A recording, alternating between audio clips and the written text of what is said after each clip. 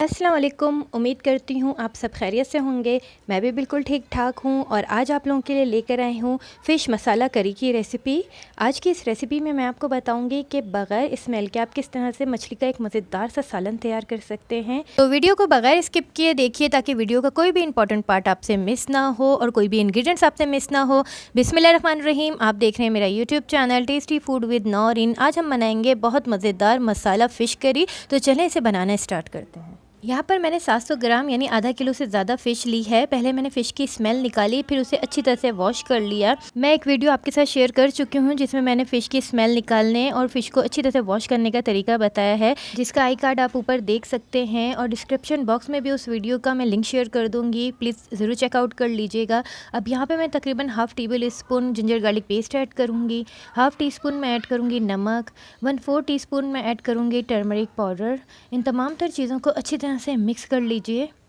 इससे फ़िश में एक टेस्ट आ जाएगा, फ़िश फीकी नहीं लगेगी क्योंकि हमें इसे थोड़ी देर मैरिनेट करना है और फिर फ्राई करना है। अब 15 मिनट के लिए इसे मैरिनेट करने के लिए रख देंगे।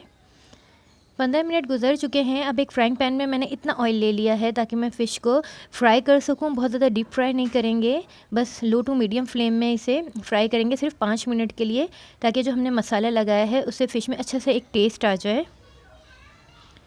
इस तरह से तमाम तर फ़िश हम फ्राई कर लेंगे और फ़िश के पीसेस जितने फ्राइंग पैन में आए हैं मैं उस हिसाब से फ्राई कर रही हूँ। और अगर आपका फ्राइंग पैन बड़ा है तो आप तमाम फ़िश एक साथ भी डाल सकते हैं।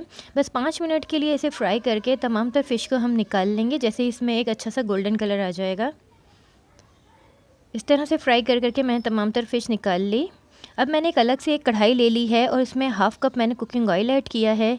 ऑयल गर्म होने पे मैं यहाँ पे ऐड करूँगी मेथी दाना 1/4 टीस्पून, मस्टर्ड सीड यानी कि राई दाना 1/4 टीस्पून, अजवाइन 1/4 टीस्पून। ये तमाम तर चीज़ें ऐड करने के बाद इसे हल्का सा क्रैकल करूँगी। अब यहाँ पे मैंने 2 लार्ज साइज़ की प्याज ली हैं और प्याज को फाइन चॉप कर लिया।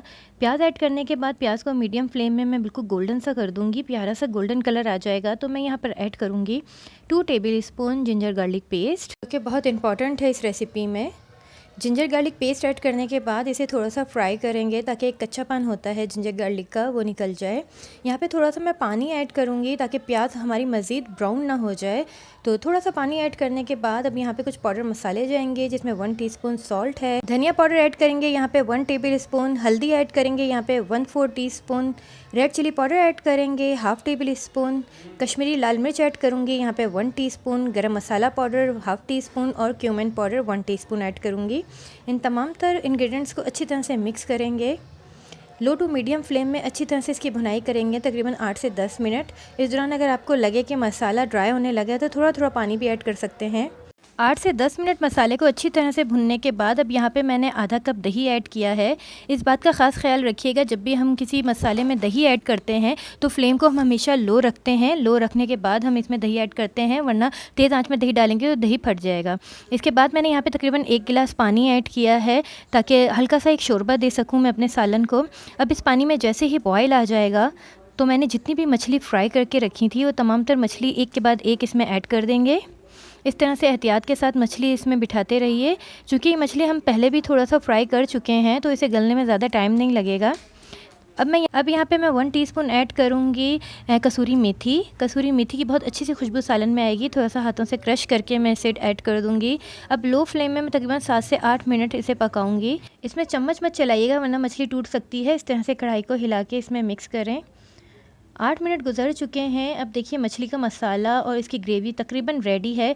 थोड़े से हरा धनिया के फ्रेश पत्ते इसमें ऐड कर दीजिए, जिससे कि बहुत अच्छी खुशबू भी आएगी और टेस्ट भी बहुत अच्छा आ जाएगा। हमारा फ़िश करी का मसाला बिल्कुल रेडी है। आप इसे ज़रूर ट्राई कीजिएगा। एक बार आप इसे ट्राई करेंगे तो यकीन करें आप जब भी मसालेदार फ़िश करी बनाएंगे तो इसी रेसिपी से बनाएंगे। रोटी, नान और चपाती के साथ एंजॉय कर सकते हैं। इसे ज़रूर ट्राई कीजिएगा। जब आप इसे घर में बनाएंगे तो कोई भी आपसे रेसिपी पूछे बगैर नहीं रह सकेगा। अगर आज की इस वीडियो में आपको लगा हो कि मैंने आपको कोई अच्छी सी रेसिपी बताई है या सिखाई है तो मेरे चैनल को सब्सक्राइब ज़रूर करें, मेरी वीडियो को लाइक करें, मुझे फेसबुक और इंस्टाग्राम पेज पर भी ज़रूर फॉलो करें और नेक्स्ट वीडियो तक के लिए मुझे इजाज़त दीजिए। अल्लाह हाफ़िज़।